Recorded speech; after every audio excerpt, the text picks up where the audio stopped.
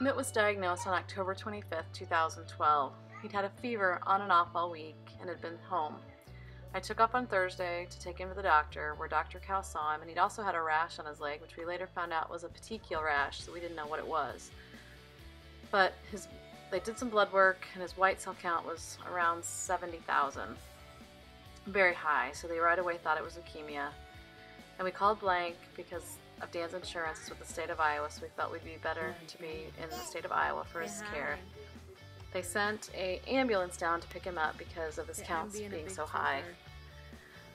The petechial rash was from his platelets being extremely low, so right away we were sent to the PICU and started IVs, blood transfusions, and an infusion of platelets.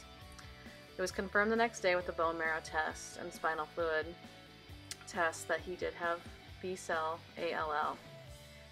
We started his first round of chemo that next day in the PICU and had all sorts of other tests going on. We moved down to the third floor after a couple days when he was stable, and we learned to love riding in the cars. We celebrated Halloween there as well because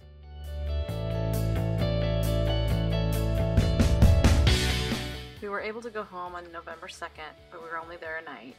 He'd gotten sick again that night and was pretty bad the next day, and his temperature had risen to 100.3. We flew to the ER and were admitted onto the floor, where we then were sent to the PICU because he just wasn't feeling good. It turned out he'd had an infection in his PIC line, bacillus, and it was pretty heavy.